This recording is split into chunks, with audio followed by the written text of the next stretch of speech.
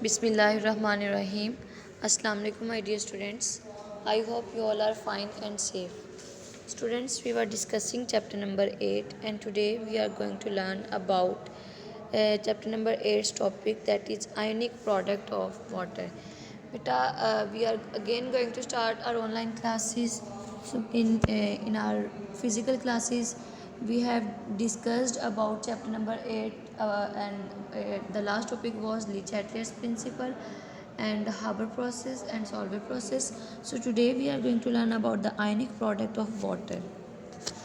सो बेटा आयनिक product of water ये क्या है, मैं आपको स्टार्ट से थोड़ा सा बताती हूँ, फिर आगे जाकर बताती हूँ कि what is ionic product. Water को के लिए हमने आयनिक प्रोडक्ट का वर्ड या आयनिक प्रोडक्ट की टर्म जो है वो क्यों यूज़ की है, ये मैं आपको अभी थोड़ी देर में बताती हूँ। पहले हम टॉपिक को स्टार्ट लेते हैं। अब बेटे वाटर की बात हो रही है तो ऑब्वियसली हम तो कोई चीज़ लेंगे, वो हमारे पास जो केमिकल स्पीशी होगी वो वाटर ही होगी। So we will take water, हम वाटर लेंगे। अब वाटर ले लिया, वाटर लेने के बाद हमने करना क्या है उस वाटर के साथ, तो बेटे हम प्योर वाटर लेंगे। और जो प्योर वाटर होता है वो इलेक्ट्रिसिटी का पुअर कंडक्टर होता है। Pure water is the poor conductor of electricity.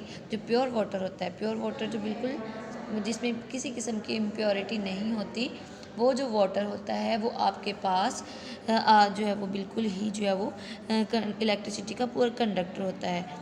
बेटा अब इलेक्ट्रिसिटी का पुअर कंडक्टर है तो इसका मतलब भी हमारे माइंड में क्वेश्चन आना चाहिए ना कि क्या हम इसकी कंडक्टेंस मेजर कर सकते हैं या नहीं।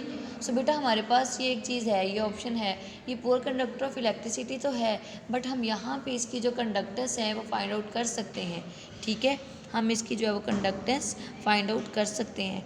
तो हम इसकी कंडक्टेंस कैसे फाइंड आउट कर सकते हैं उसको ज़रा हम अभी देख लेते हैं कि हम वाटर की कंडक्टेंस जो है वो कैसे फाइंड आउट कर लेते हैं। चलो इसके लिए हमारे पास एक केमिकल इक्वेशन दी हुई है जिसमें आपके सामने, आप अपनी बुक पे पेज नंबर 228 ओपन करें, चैप्टर नंबर 8, तो आपको नज़र आएगा वहाँ पे एक इक्वेशन लिखी है जिसमें हमने लिखा है H2O + H2O। लाइक हम क्या करते हैं, हम वाटर ले लेते हैं, एक वाटर को हम जब उसकी सॉलिड फॉर्म में ले लेते हैं लाइक, और दूसरे वाटर को हम उसकी सॉल्वेंट फॉर्म में ले लेते हैं। सॉलिड फॉर्म जो होगी वो हमें पता है आइस है, बर्फ़, और सॉल्वेंट में लाइक हमारे पास जो लिक्विड फॉर्म है वाटर की वही हम ले लेंगे, उनको आपस में कर देंगे डिज़ोल्व। हम कहते हैं कि लाइक सपोज जो है वो डिज़ोल्व करने से क्या हो जाता है कि जो वाटर है उसकी डिसोसिएशन हो जाती है। वाटर की डिसोसिएशन होने का मतलब क्या है कि वाटर जो है वो अपने आयंस में डिवाइड हो जाएगा, कन्वर्ट हो जाएगा। तो हमने क्या किया, दो वाटर मॉलिक्यूल्स को आपस में, दो वाटर को डिज़ोल्व करवाया। उनको डिज़ोल्व करवाने पे क्या देखा हमने कि जो वाटर है वो आयोनाइज हो गया। आयोनाइज होने का मतलब क्या है कि वो अपने आयंस में कन्वर्ट हो गया। वो अपने आयंस में कन्वर्ट हो गया तो हमारे पास कौन से आयंस बने, H3O positive hydronium ion plus OH negative hydro oxide ion बने। या हम ये भी कह सकते हैं कि हमारे पास सिंपल एक वाटर ले लिया, वाटर को जो है वो हमने क्या किया, इसकी जो है वो करवा दी हमने, सेल्फ आयनाइजेशन करवा दी। तो सेल्फ आयनाइजेशन करवाने पर ये रिवर्सिबल रिएक्शन है, हमारे पास क्या हुआ कि वाटर की डिसोसिएशन हो गई है। वाटर जो है वो H पॉजिटिव और OH नेगेटिव आयंस में हाइड्रोजन आयन और हाइड्रो ऑक्साइड आयंस में कन्वर्ट हो गया। ठीक है, बट यहाँ पे बेटा अगर देखें तो यहाँ पे जो डिस्ट्रीब्यूशन है वो एक जैसी नहीं हुई। तो डिस्ट्रीब्यूशन एक जैसी नहीं हुई तो उसके लिए हम क्या करते हैं, पहले तो हम इस इक्वेशन का इक्विलिब्रियम कांस्टेंट राइट कर लेते हैं। बेटे अगर हम इसका इक्विलिब्रियम कांस्टेंट देखें तो आपके सामने लिखा हुआ है के सी इज इक्विलिब्रियम कांस्टेंट, जो हम डिस्कस करते आ रहे हैं। और हमें पता है बेटा हम क्या करते हैं जी, हमेशा जो है जो प्रोडक्ट्स होती हैं उनकी कंसनट्रेशंस को या उनकी प्रोडक्ट्स को हम ऊपर राइट करते हैं और जो रिएक्टेंट्स होते हैं उनको हम नीचे राइट करते हैं। जब हमने इक्विलिब्रियम कांस्टेंट राइट करना होता है तो यहाँ पे हमने क्या कर लिया, मोलर कंसनट्रेशन ऑफ इनकी जो है वो हमने राइट कर ली है जी ऊपर, कंसनट्रेशंस प्रोडक्ट्स की, और जो रिएक्टेंट्स की कंसनट्रेशन है वो हमने यहाँ पे आप देख सकते हैं कि ये नीचे राइट कर ली हैं। ठीक है, ये हमने नीचे राइट कर ली हैं। तो जब हमने इनकी राइट की और हमने देखा इसकी केसी जो इक्विलिब्रियम कांस्टेंट है वो हमारे पास क्या आ जाता है बेटे, 1.8 इंटू 10⁻⁻16 मोल पर DM³ आ गया। ठीक है, मैंने एक बात पहले आपको बताई है कि जो डिसोसिएशन हुई है वो इक्वल नहीं हुई। ठीक है, वो डिसोसिएशन इक्वल नहीं हुई। ठीक है, लेकिन अगर हम यहाँ पे देखें, यानी इक्वल का मतलब यहाँ पे मैं क्यों कह रही हूँ, मतलब बेटा वाटर के सारे मॉलिक्यूल्स डिवाइड नहीं होते, कुछ आप कह लें थोड़ी सी आयनाइजेशन होती है, सारे के सारे वाटर के मॉलिक्यूल्स की आयनाइजेशन नहीं हो जाती, ठीक है। वैसे तो इक्वल है, एच पॉजिटिव और एच नेगेटिव आयन बराबर है, लेकिन इक्वल यहाँ पे मैं एक वर्ड यूज़ कर रही हूँ कि सारे के सारे वाटर के मॉलिक्यूल्स की डिसोसिएशन नहीं हुई, ठीक है। कुछ मॉलिक्यूल्स हुई है, लेस डिसोसिएशन हुई है, ठीक है। सो यहाँ पे अगर हम देखें द कंसनट्रेशन ऑफ वाटर, आप अगर देखें यहाँ पे बेटे, the concentration of water that is H2O in pure water में be calculated to be 100 decimetre cube 1000 gram per D M cube divided by 18 gram per mole. बेटा 1000 gram per D M cube mess है, 18 gram per मोल जो वो आपके पास क्या है, molar mass है वाटर का। इसको जब हम डिवाइड करेंगे आपस में, ठीक है, जब हम डिवाइड करेंगे 1000 डिवाइडेड बाई 1.8 करेंगे, यानी हमने number of moles find out करनी है ना, ठीक है। तो हमने केसी तो लिख लिया, इक्विलिब्रियम कांस्टेंट तो लिख लिया। अब हम चाहते हैं कि हम इसका number of moles find out करें। तो number of moles find out करने का फॉर्मूला क्या है, mass over molar mass. Mass हमें दे दिया है 1000 ग्राम, ठीक है। मोलर मैस भी दे दिया हमें 1.18 ग्राम, सॉरी, ठीक है। जब हम 1000 मैस को ऊपर और मोलर मैस को नीचे रखेंगे, ठीक है, यानी आपके पास क्या है, number of moles is equal to mass by molar mass, ठीक है। ये आपके पास इक्वेशन होती है। तो जब बेटे आप राइट करेंगे 1000 डिवाइडेड बाय 18, तो इनको डिवाइड करके आपके पास आंसर आ जाएगा 55.5 मोल पर डी एम क्यूब। तो ये हमारे पास बेटा जो है वो नंबर ऑफ़ मोल्स आ गए हैं वाटर के। ये हमारे पास क्या आ गए हैं, वाटर के नंबर ऑफ़ मोल्स आ गए हैं, ठीक है। ये हमारे पास वाटर के नंबर ऑफ़ मोल्स आ गए हैं।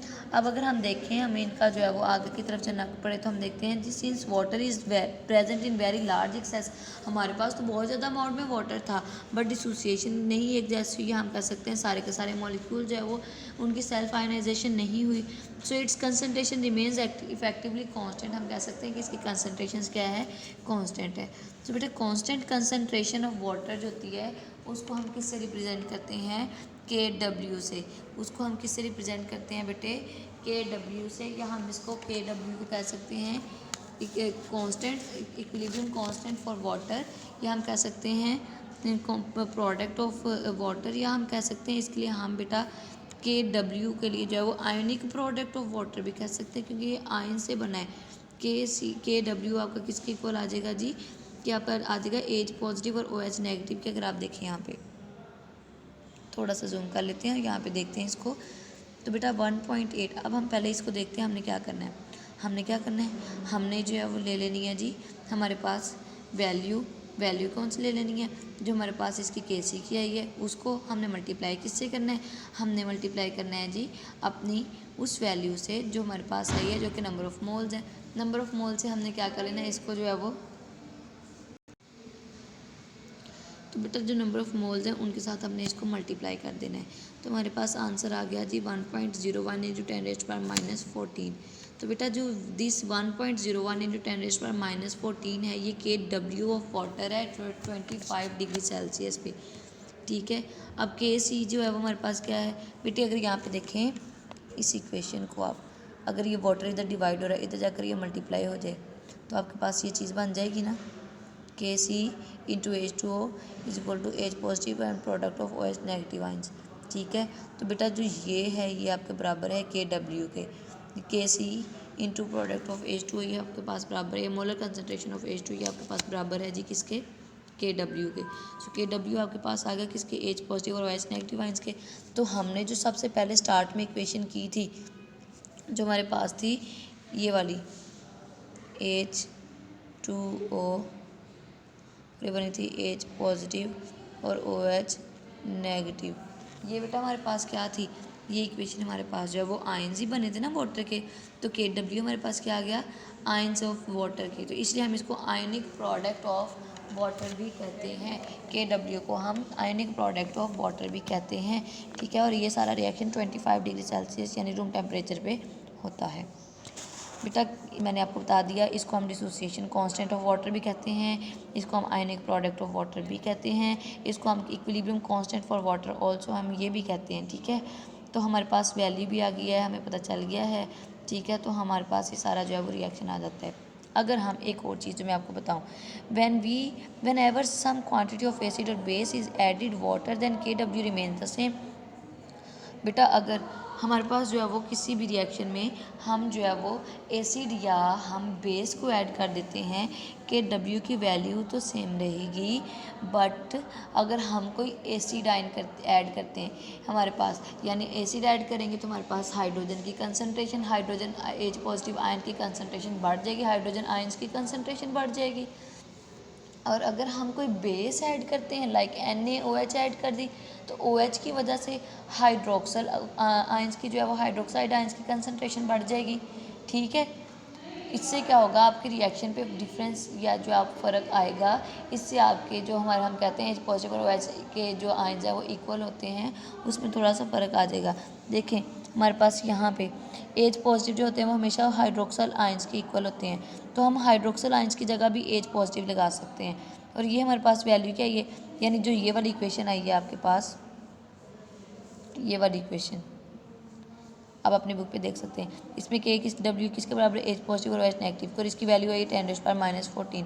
तो ये वही है, अगर हम कहें कि H पॉजिटिव जो है वो OH नेगेटिव आपस में बराबर हैं, तो इस OH की जगह पे भी हम क्या करते हैं, H लगा देते हैं। ठीक है, यानी हमने दोनों H लगा दिए।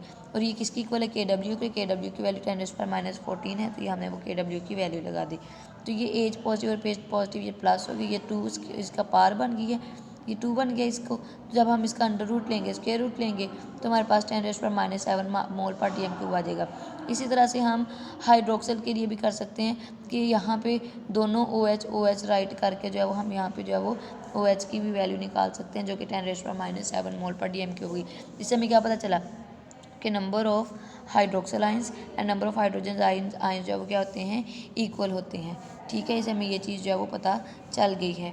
लेकिन दिस मीन्स दैट कि इतने पे क्या होगा हमारे पास जो है वो कि दोनों जो है वो इक्वल होंगे, इनकी डिसोसिएशन हो जाएगी। लेकिन अभी मैंने एक चीज़ बताई कि अगर हम उसके अंदर कोई वीक इलेक्ट्रोलाइट ऐड कर देते हैं, या हम वाटर इटसेल्फ जो वीक इलेक्ट्रोलाइट है, अगर हम इसके अंदर कोई एसिड या कोई बेस ऐड कर देते हैं, एसिड ऐड करने से H पॉजिटिव आयंस की कंसनट्रेशन बढ़ जाएगी, तो आपके पास ये वाली इक्वेशन होगी। ठीक है, H positive ions is greater than OH negative ions. और अगर हम कोई बेस ऐड करते हैं, तो बेस ऐड करने से आपकी ये वाली जो है इक्वेशन बन जाएगी। ठीक है, तो बेटा हमने देख लिया कि अगर हम कोई एसिड ऐड करते हैं तो हमारे पास क्या कंसनट्रेशन पे फ़र्क आता है, और अगर हम कोई बेस ऐड करते हैं तो किस तरह से कंसनट्रेशन पे फ़र्क आता है। बट ऑन द होल आपके पास आपका जो इक्विलिब्रियम कांस्टेंट फॉर वाटर है, KW है, उसकी वैल्यू कांस्टेंट रहती है, वो चेंज नहीं होती, उसकी वैल्यू हमेशा 10⁻⁻14 ही रहती है, और 25 डिग्री सेल्सियस पे ये रिएक्शन होता है। सो बेटा in this lecture we have discussed about the ionic product of water. हमने देखा कि किस तरह से वाटर की सेल्फ आयनाइजेशन होती है और किस तरह से जो वाटर का आयनिक प्रोडक्ट बनता है, और हमने ये भी देखा है कि आयनिक प्रोडक्ट जब बनता है तो इसकी क्या वैल्यू जो है वो आती है। So this is about today. I hope you understand it well. Okay students, अल्लाह हाफिज़।